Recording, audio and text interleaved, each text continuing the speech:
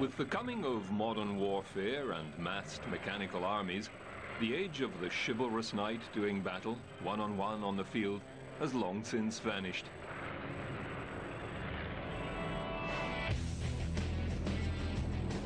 However, there still remains one bastion that best upholds that ancient philosophy. You need only look up high above the battlefield to the brave fighter pilot.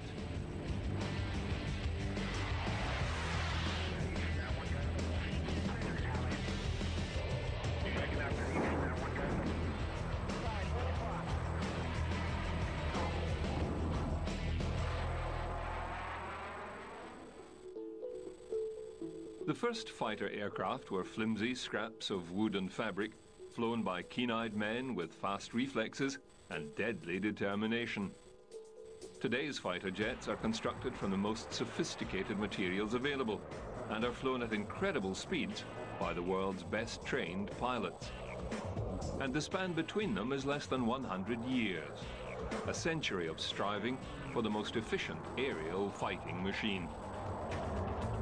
Early Royal Flying Corps pilots were sent to the front, equipped with a revolver, small stove, and packets of chocolate, bouillon, and meat. Their instructions were to ram any Zeppelins they encountered. As the war continued, pilots attacked with pistols, rifles, hand grenades, and grappling hooks. The first aerial victory was won by French pilot Sergeant Joseph France and his observer Queneau, who brought down a German Taube using a Voisin with a machine gun mounted in the cockpit. The first generation of fighter aeroplanes were primitive but fast and maneuverable. However, their effectiveness depended on a new breed, the fighter pilot. Keen eyesight, stamina, and lightning-quick judgment were essential. But even those traits would not necessarily be enough to save the pilot from a fiery death. Nevertheless, the skies were seen as a place to escape from the horrors of the trench war. "Here I was in mud up to my knees," wrote one infantryman turned pilot, while other fellows were sailing around in the clean air. French air ace Roland Garros flew a 1915 Morane Saunier L monoplane with a machine gun that fired through the propeller, with which he took out 3 German aircraft in just 18 days. When he was forced to make an emergency landing behind enemy lines, Garros's monoplane was sent to the factory of Dutch aeroplane manufacturer Anthony Fokker. Born in the Dutch East Indies, Fokker became fascinated with aviation in 1908, aged 18, when he read about Wilbur Wright's exhibition flights in France. He built his first aircraft 2 years later and soon set up his own German-based manufacturing company. When the First World War started, the German government took over his factory, retaining Fokker as a director and aircraft designer. After examining the Garros monoplane, Fokker was concerned that a bullet could be deflected by the propeller back onto the pilot or aircraft. So his engineers developed the synchronizer that enabled the bullet to fire through the blades. Major Charles Biddle wrote of the invention, "The engine revolves at least 1,000 turns per minute. And as there are 2 chances for the gun to fire for each revolution, this would allow the gun to fire 2,000 shots per minute." The weapon was fitted to Eindecker monoplanes, and German pilots quickly mastered it, swooping down on Allied planes from behind in a steep dive. The British dubbed it the Fokker Scourge and lost many aircraft. It wasn't until the French introduced their own solo fighter, the Nieuport series, that the Eindecker superiority could be challenged. Other effective German fighters included the Albatros series, including the Albatros D3 and Albatros D5. Both inflicted heavy casualties on the Royal Flying Corps, but were not quite up to the standard of the SE-5A or the SPAD. The art of aerial warfare was spectacular and daring, but American air ace Captain Eddie Rickenbacker was blunt in his assessment of this new style of war. "Fighting in the air is not sport," he said. "It is scientific murder." The highest casualties occurred when opposing squadrons met in what became known as a dogfight. The sky would be filled with combat planes twisting and turning, to get enough advantage to deliver a deadly stream of machine gun fire into their target. Up against the German warplanes were British-built aircraft, including the Airco DH-2, an early single-seater with a forward-firing gun and a pusher engine. The Avro 504, a hugely successful all-wooden two-bay biplane, and the Vickers FB-5 gun bus, one of the first fighters. But with airplanes like the Vickers slow and unwieldy, the British desperately needed a generation of more effective flying machines. It was up to English aviation pioneer Thomas Sopwith to come to the rescue. Sopwith took up flying after seeing John Moisant's famous Channel crossing in 1910. He set up the Sopwith Aviation Company 2 years later and designed a tractor biplane that reached a record height of 13,000 feet. Sopwith's company produced a number of fighter aircraft during the war, which greatly contributed to Britain's air supremacy. The most famous was the Sopwith Camel, which was credited with destroying 1,294 enemy aircraft. Famously difficult to fly, the Camel was so called because the grouping of engine, guns and pilot looked like a hump. The Sopwith design gave the fighter unparalleled maneuverability. It could fly up to 20,000 feet and had a top speed of 120 miles per hour. Designed by a team led by Henry P. Follard at the Royal Aircraft Factory in Farnborough, the SE-5A was a single-seater biplane with dihedral wings. It was the favoured aircraft of the greatest Allied air aces, and its only drawback, an unreliable engine, was soon fixed with the introduction of the Viper V8. The SE-5A was the first Allied pursuit plane to carry 2 machine guns, a Lewis gun on the top wing and a side-mounted Vickers gun in front of the cockpit.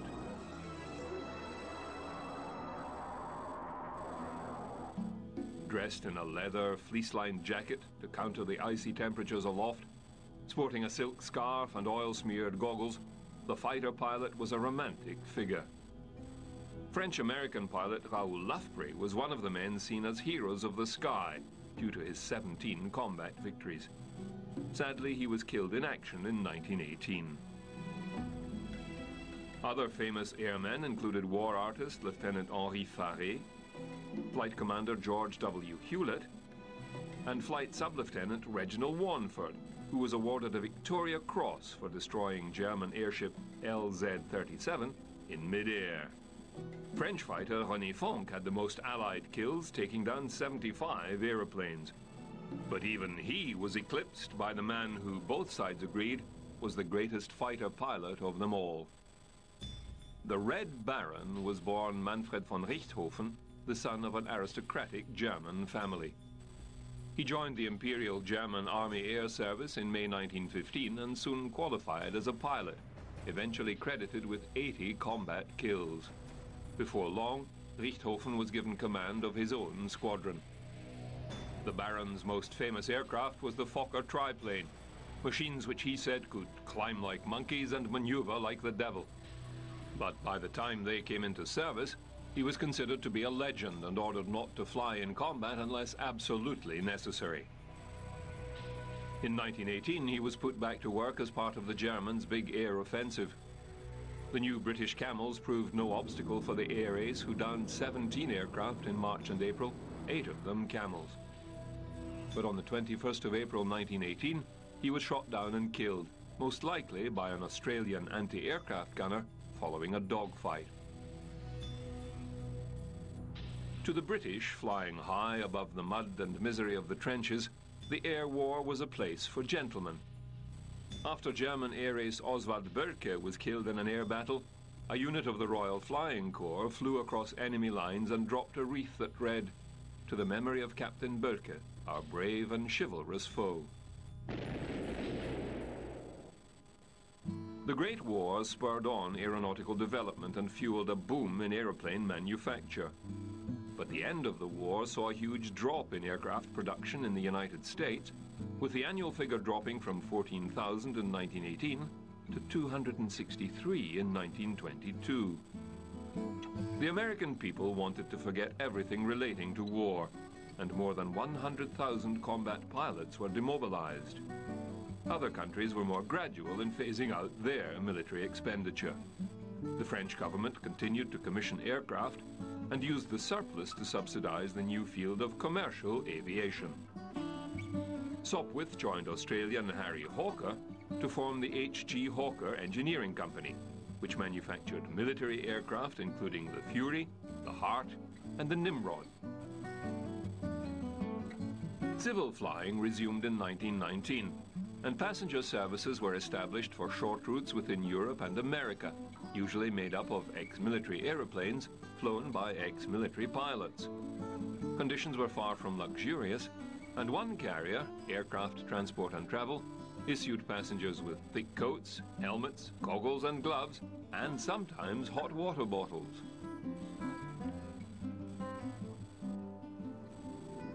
In the early 1920s, the advent of large aircraft carriers brought new opportunities for fighter aircraft. At the beginning of the war, Britain's Royal Navy had converted 4 cross-channel steamers into seaplane carriers. However, taking off and landing at sea proved to be a tricky business, impossible except in perfect conditions.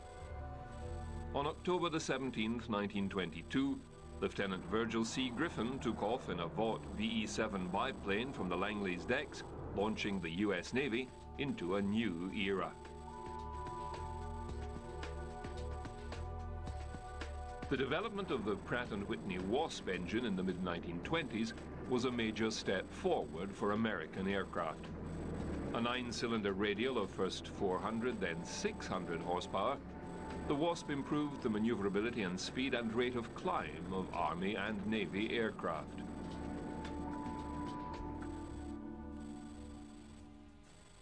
The interwar years saw the Germans secretly build up their air force, as the Treaty of Versailles had banned the losers of the First World War from rearming. The German Air Force was known as the Luftwaffe, and its first fighters were traditional fabric-covered biplanes. At first, pilots were convinced that only biplanes with their open cockpits and fast turning speeds could be effective fighters. But the development of the Messerschmitt Bf-109 put paid to that theory. The Bf-109 featured an all-metal stressed skin and a slim fuselage with a sideways hinged cockpit canopy. It first saw active service during the Spanish Civil War, serving as a highly effective fighter bomber, and remained in production throughout the Second World War. We are now in possession of one of William Messerschmitt's latest models. This is the ME-109F, Germany's very newest fighter plane. The Nazi pilot, a certain Captain Pingel, a Prussian officer who wears corsets and claims to have destroyed 22 British aircraft, thought he could outwit the RAF gunners, but ended up in a forced landing near St. Margaret's Bay. As a result of his swollen-headedness, all the closely guarded secrets of the new plane are disclosed to our research experts. Slap-happy Herman will be cross. As the clouds of war gathered over Europe in the late 1930s, Britain's Hawker Aircraft Company produced its own exceptional fighter, the Hawker Hurricane. A monoplane development of the single-seat interceptor fighter, the Hawker Fury, the Hurricane entered service in late 1937 and swiftly proved indispensable against German bombers when hostilities broke out 2 years later. The Hurricane was built around Rolls-Royce's Merlin engine, a liquid-cooled V12 cylinder. Its cockpit was placed high in the fuselage to give the pilot good visibility, and the aircraft was armed with 12.303-inch Browning machine guns. When the first Luftwaffe bombers dropped their deadly nighttime payloads over southern England in late 1940, the British had no answer. On the 15th of November, after Coventry was attacked, the Air Minister wrote to the Prime Minister, "Last night, 300 German aircraft converged on a known target. 100 fighters were airborne, yet the only casualty is claimed neither by the fighters nor by the guns." It wasn't until its scientists perfected radar operations that Britain made headway in the Battle of Britain. The concept of using radio waves to identify aircraft in flight had been around for some time, but the British were the first to set up radar stations. Positioned along the southern and eastern coasts of Britain, they scanned the skies for Luftwaffe bombers, pinpointing them even in poor weather and darkness. Packs of fighters were then launched into attack with the advantage of knowing the precise position of their targets.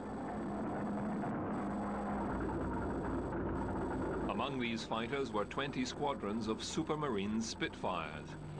A single-seater monoplane, the thin cross-section on its elliptical wing enabled it to reach higher speeds than its contemporaries.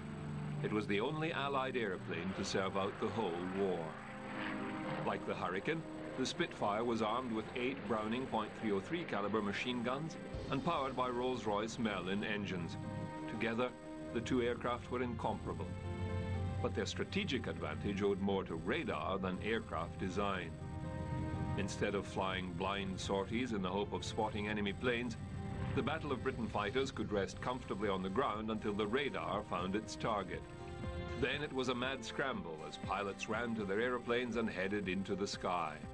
But it was a dangerous game.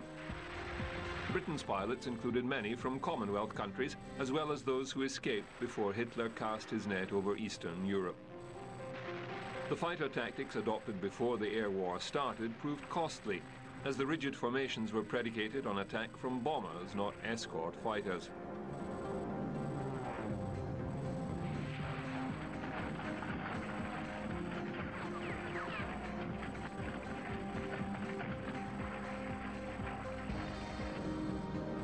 The British were fighting for their lives, with Germany poised to invade under Operation Sea Lion as soon as its bombers cowed the British people.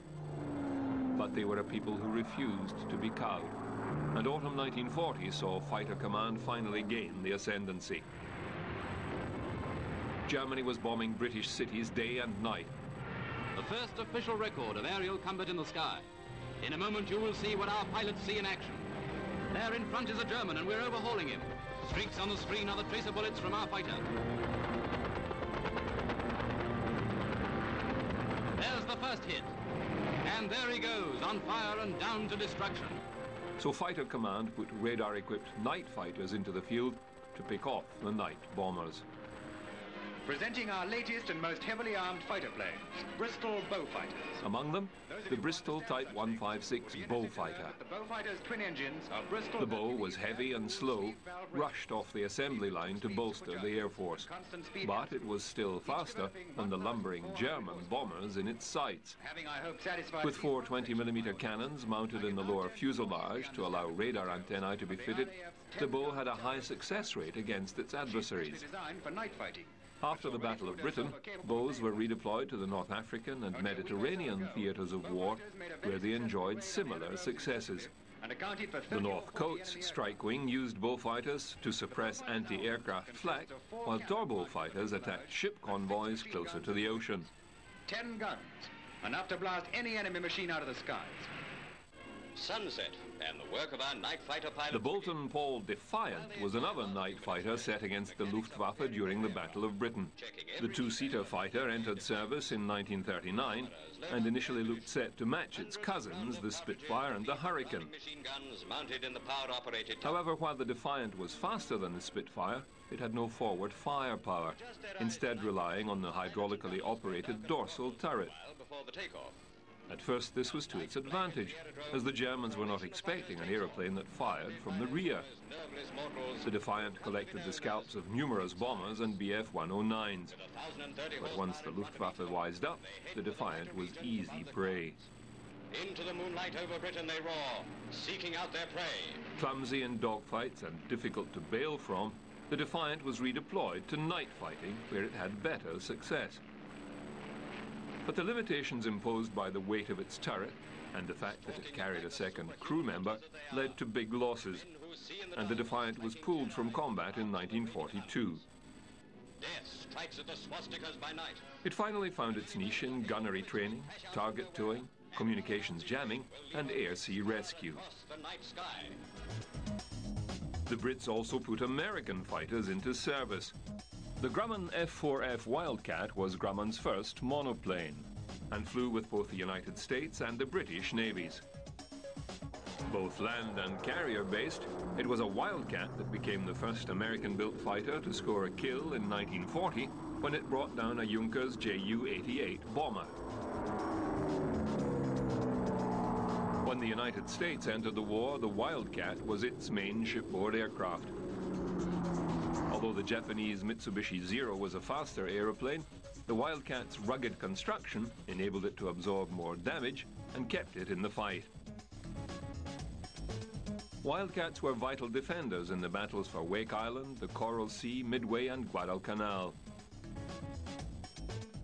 The interceptor pursuit P-38. It has been developed solely for national defense, and Army officials consider it the fastest military plane in the world today. The P-38, a man-made comet. The Lockheed P-38 Lightning was another American fighter to make its name in the Pacific theater of war. Its unusual design included weapons mounted in the nose, firing crisscross trajectories that gave it a range of up to 1,000 yards. The Lightning was the first American fighter to incorporate stainless steel and smooth, flush-riveted, butt-jointed aluminum skin panels, as well as the first to fly faster than 400 miles an hour. Its twin Allison engines gave it an extra level of safety, with a number of Lightnings limping home on one engine.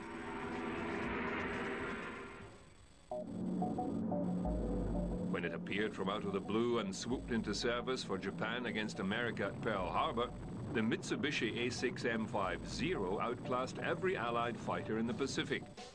The little airplane had exceptional maneuverability and unparalleled range, and was the first carrier-borne aircraft to have better performance than land-based ones. The first Zeros were piloted by highly trained airmen and quickly established the ascendancy over Allied forces. However, heavy losses reduced the numbers of experienced pilots, and future encounters were weighted more heavily towards the Americans. Clever tactics developed by the American military included flying in formation of two fighter planes and waiting for a Zero to come up on the tail of one of them. The two American airplanes would turn towards each other, and the Zero thus come into the sights of the oncoming plane, making it simple to pick it off. Tactics like this caused huge casualties for the Japanese Air Force and helped the Americans win the battles of Midway and the Coral Sea, despite having inferior fighters at the time. The Nakajima Ki-43 was Japan's best fighter, known in Allied circles as Oscar. A single-seater, it saw its first action in 1943 and addressed the need for a maneuverable aeroplane capable of delivering heavy fire. The aircraft's Hayate engine gave it a much better climb rate and a top speed comparable to the P-51D Mustang and the P-47D Thunderbolt.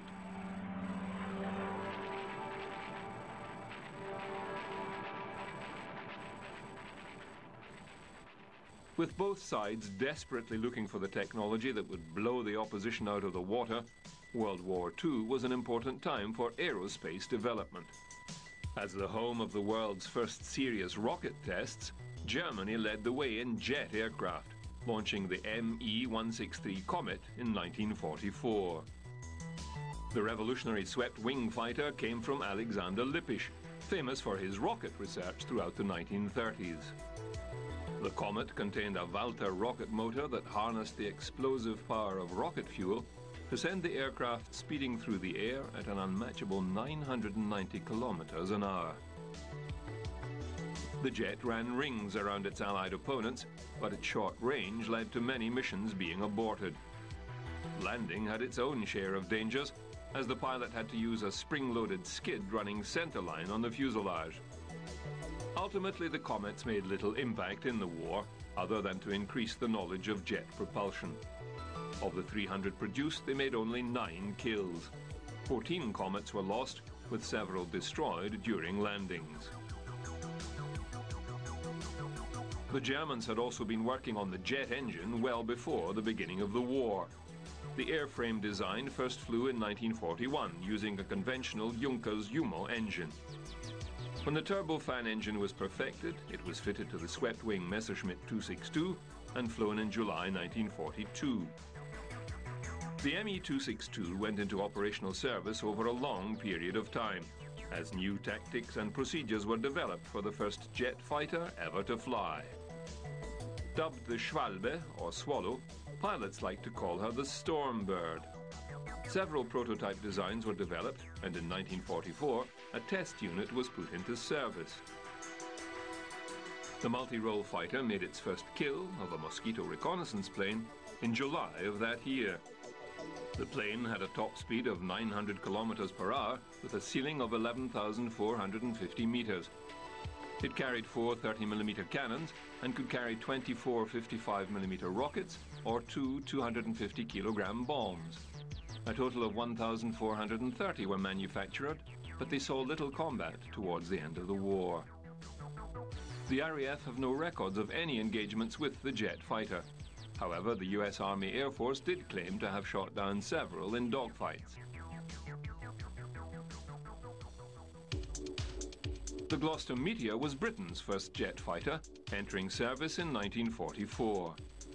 Despite not being as advanced as the Comet, Meteors flew in active duty for decades, a testament to its designers. The Meteor's strength was the simplicity of its design, a simple all-metal body with low-mounted straight wings, 2 spars, twin turbojets, and a high-mounted horizontal tailplane. When it came into service, the Meteor was no faster than conventional aeroplanes, but its ability to maintain speed at low altitudes made it a valuable asset against the V-1 German flying bombs.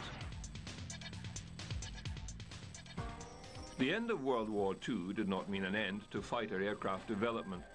Europe was divided by the victors into East and West, setting the scene for the simmering hostilities of the Cold War. One of the first places to see this hostility erupt was Korea in 1950. The Korean War became an arena for the superpowers to test their new weaponry, among them the jet fighter. The world's fastest plane, the jet-propelled Shooting Star. It hurtles through space at nearly 9 miles a minute. Thus, the United States had the opportunity to test its first jet fighter in combat. The Lockheed F-80C Shooting Star made its maiden flight in 1944, but never saw action during World War II. Instead, the F-80C became the first airplane to take part in an all-jet fighter battle when it shot down a Russian MiG-15 on November the 8th, 1950. New York to Paris in 6 hours. The Soviets had also provided Lavochkin La-11s to the Chinese for use in the war. The piston-engine fighter flew many combat air control missions, downing both bombers and fighters. Jets include these Yaks, the Red's first jet fighter, probably based on German models. 100 miles faster than the Yaks are 2 newer models, the Lavochkin... But the MiG's advanced design made it the favored aircraft of the Reds, and its primary target was the destructive B-29 Super Fortress bomber.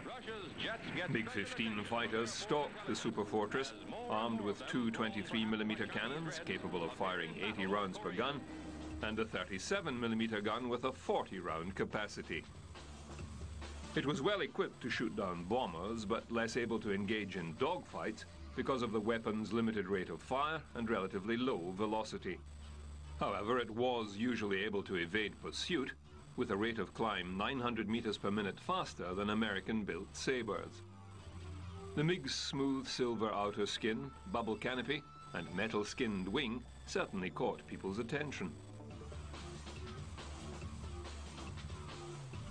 But despite the MiG's advantages, the superior training of the American pilots gave them the ascendancy, and F-86 managed a kill ratio of 8-to-1 against the Chinese fighters.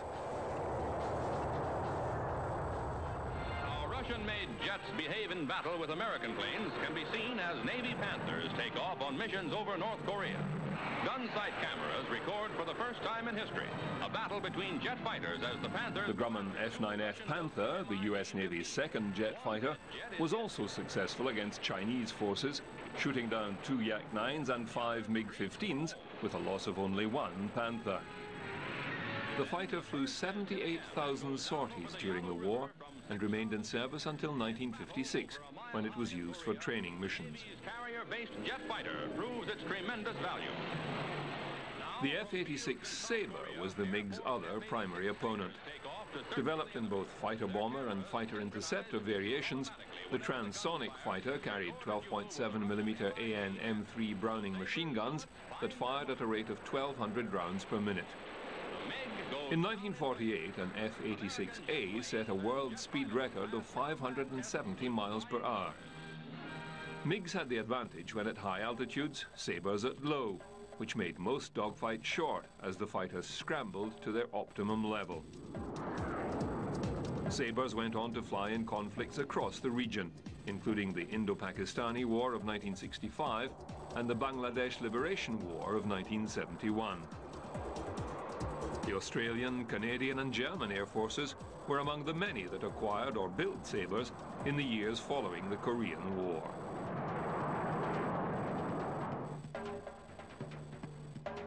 The success of their early MiG models encouraged the Soviets to move forward and develop the MiG-25 Foxbat, which rolled off the production line in 1964 and went into service 6 years later. The space-age design included vacuum tube electronics, 2 turbojet engines, and titanium parts to counter the stresses found when the aircraft hit Mach 2. The MiG-25 was capable of reaching extreme altitudes, and a modified Foxbat set a jet world altitude record in 1977 when it zoomed briefly to 37,650 meters. Soviet propaganda talked up the MiG-25 as an exceptional air combat fighter with above-average agility. The Americans were so spooked they set up the program that resulted in the McDonnell Douglas F-15 Eagle. But the MiG-25 was less maneuverable than the Americans had been led to believe, with limited combat potential. However, it's still in service today in several air forces.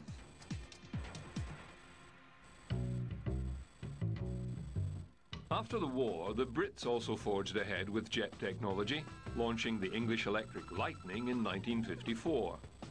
The supersonic jet fighter airplane was memorable for its high speeds and natural metal exterior. The first British jets were the Gloucester Meteor and the de Havilland Vampire, but the Electric was a major step forward. Its climb rate of 5,000 feet per second is impressive even by today's standards. In 1962, the Lightning was involved in test flights that reached 87,300 feet, at which distance the pilot reported Earth curvature was visible and the sky was quite dark, but control-wise it was on a knife edge. Following on from Korea, the conflict in Indochina during the 1950s and 60s was another arena where the superpowers and their allies showcased and tested new aviation technology.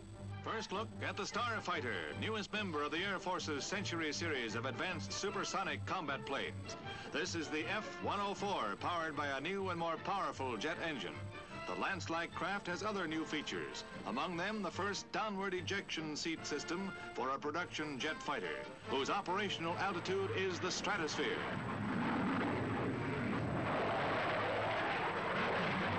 Described as the most advanced plane of its type, the Lockheed Starfighter goes through its paces. Defense Department films record the premiere of a new star blazing in the sky. Among the fighters of the 1950s was the Dassault Mystère series flown by the French, as well as the Israeli Air Force. The Mystère 4 was used as both an interceptor and a ground attack fighter in the French war in Indochina. The 4A carried a twin 30mm DEFA cannon and featured the clean lines and sweep of the American Sabres. The 4B, renamed the Super Mystère, was the first European aircraft to fly at supersonic speed. On continuous alert for Soviet aggression, the United States put the Convair F-102 into service during the 50s as a key platform in the nation's air defenses. When the US ramped up its involvement in Vietnam the following decade, the F-102 was given fighter patrol and escort duties. In almost 10 years of flying, only 15 F-102s were lost. Vietnam was the biggest arena for American military might since the Korean War. The United States had the largest air force in the world and was pitted against a much smaller foe, communist North Vietnam. Initially, America planned to provide only strategic military support and equipment to South Vietnam. But as the war progressed, the US became more closely embroiled and committed jet aircraft in 1965.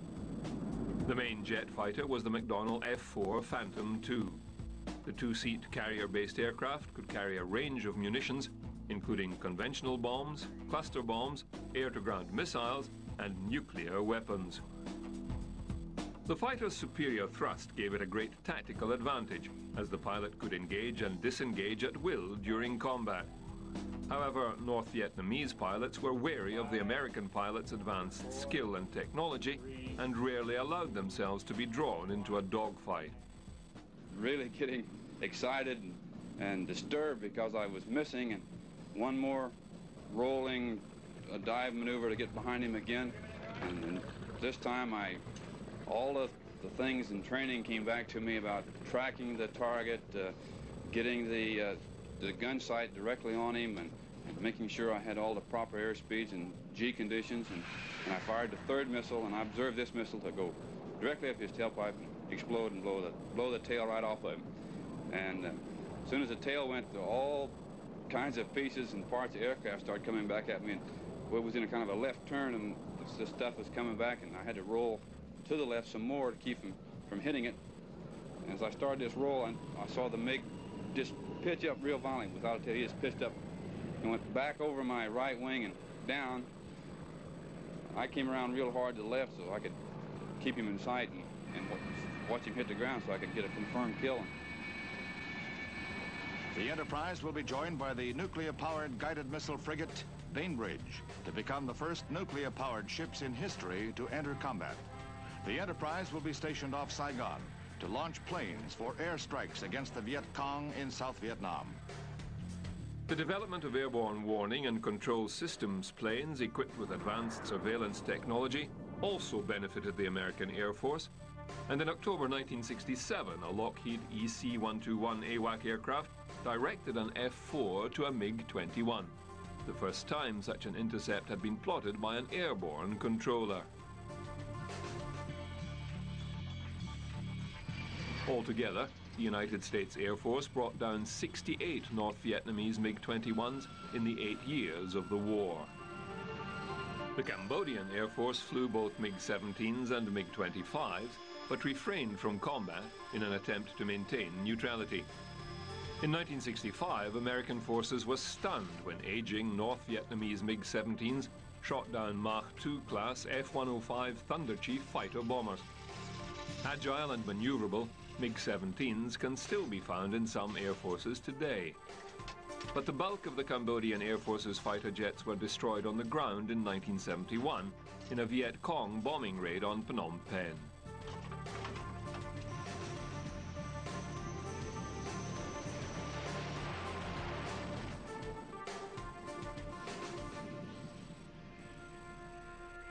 Another aircraft put into service at this time was the F-5, built by Northrop.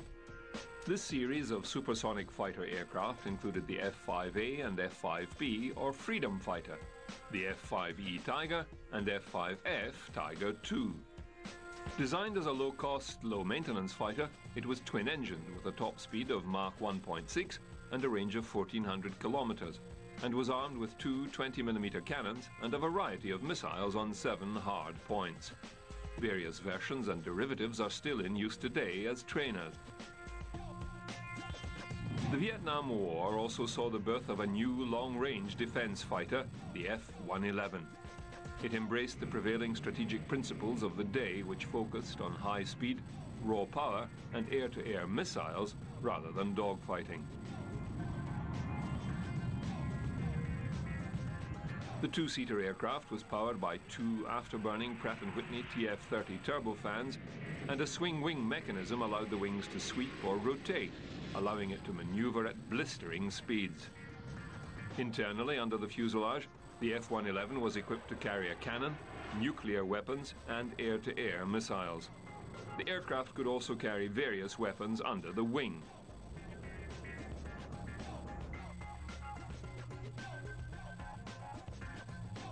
When the F-111 went into service in 1967, it became the world's first variable wing technology aircraft.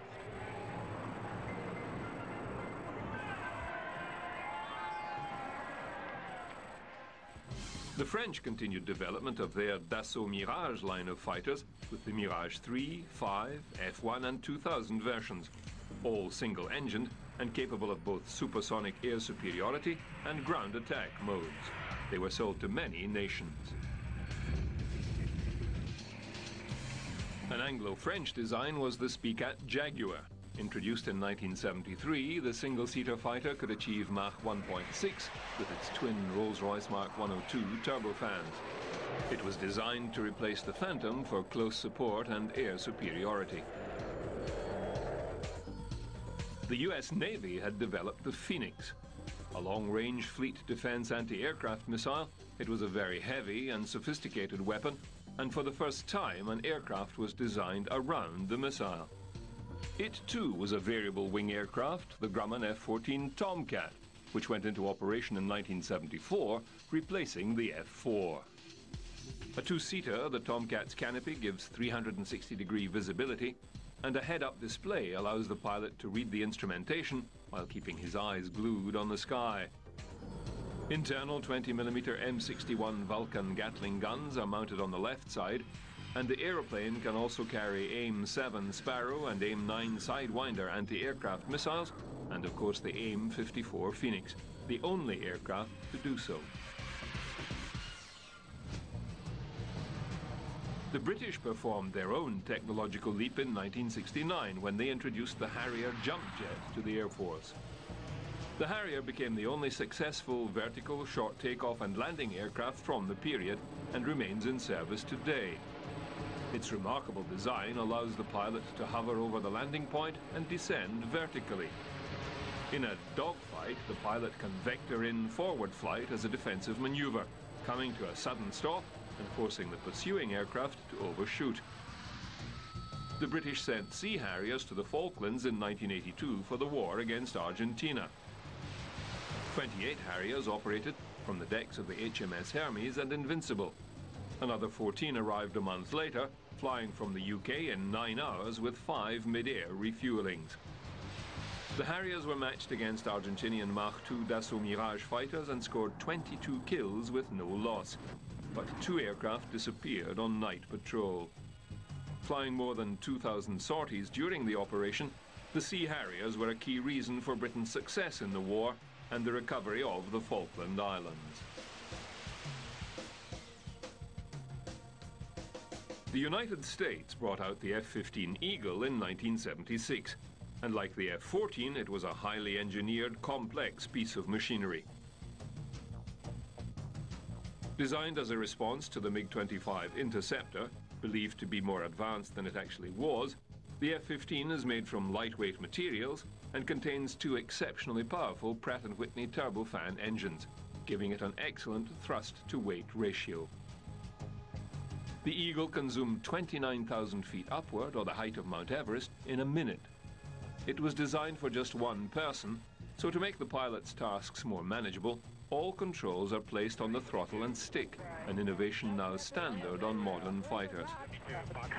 No F-15s have ever been lost in combat, and a squadron of Israeli F-15s and F-16s virtually wiped out Syria's Air Force of MiG-21 and 23 fighters in 1982 during the war in Lebanon, due to a combination of superior flying and advanced technology.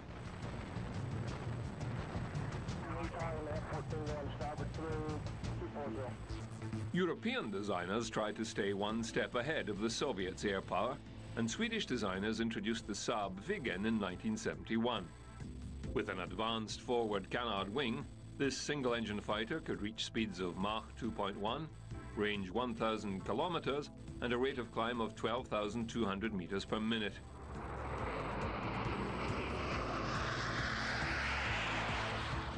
The F-16 Fighting Falcon was introduced in 1978. The complexity of the F-14s and 15s made them expensive to produce, so the Falcon was designed to be cheaper to manufacture with better maneuverability for air-to-air combat. The lightweight aircraft is inherently unstable, but advanced avionics make it flyable. A frameless bubble canopy provides excellent visibility. A side-mounted control stick is positioned to ease control when the pilot is pressed by massive G-forces, and a reclining seat makes it easier for the pilot to bear the forces.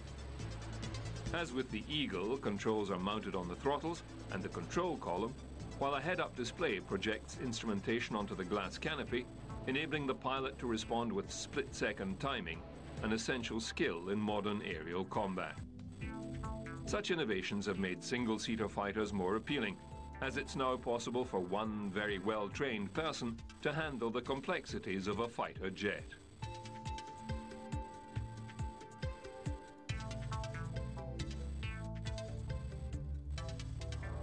European cooperation to counter Soviet forces also saw the development of the Panavia Tornado.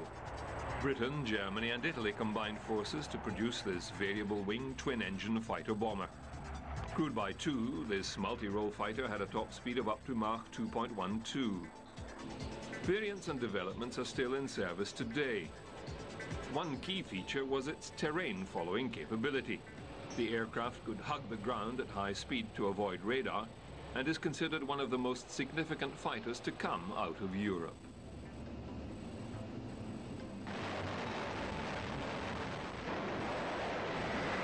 The FA-18 Hornet is both a fighter and an attack aircraft.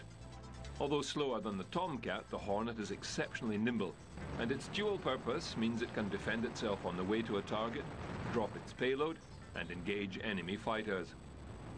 The Hornet entered service in 1983 as a mid-wing multi-mission tactical aircraft. The reason for its agility comes from good thrust-to-weight ratio, digital fly-by-wire control system, and leading-edge extensions that allow it to remain controllable at high angles of attack.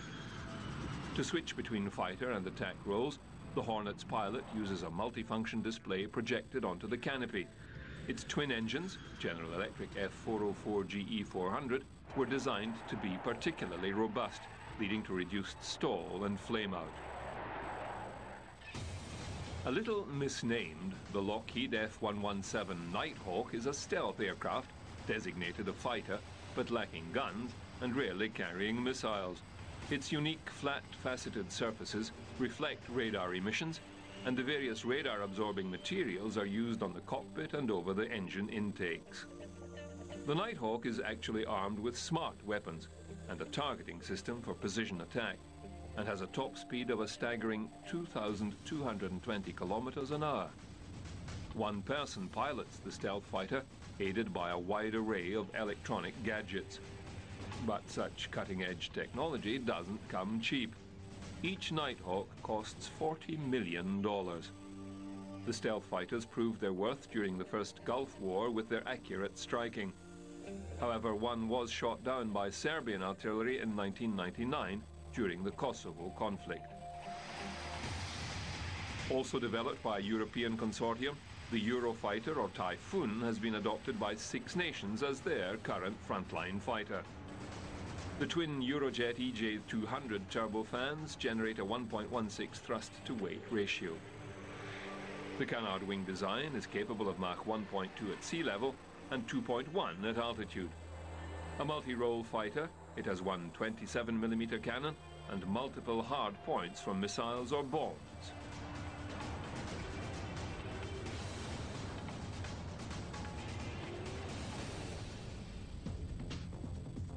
The Lockheed Martin Boeing F-22 Raptor is a newer stealth fighter introduced into service in 2005. With a $137.5 million price tag, the stealth air superiority fighter is intended to replace the F-15 Eagle. The Raptor's top speed remains classified, but it's known that the design of the aircraft allows it to sustain supersonic flight without the use of afterburner augmented thrust. Like other stealths, the Raptor carries its air-to-air missiles in an internal cargo bay to enable stealth mode and reduce drag. However, the weapons bay doors only have to be opened for a second to launch its missiles.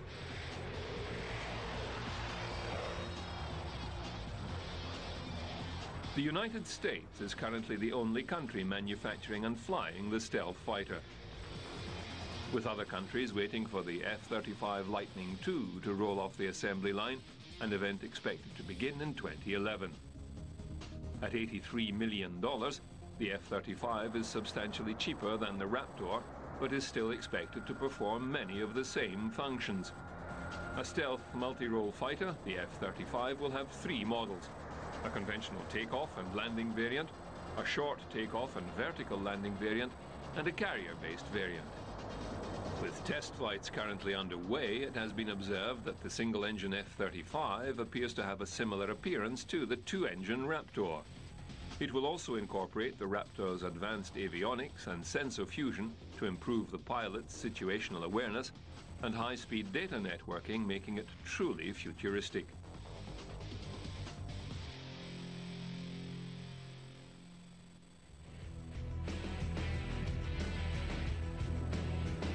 From wood and fabric to radar-absorbing titanium alloys, speeds from 100 kilometers an hour to 3 times the speed of sound, fighter aircraft have come a long way in the past 100 years. Who knows what the future will bring?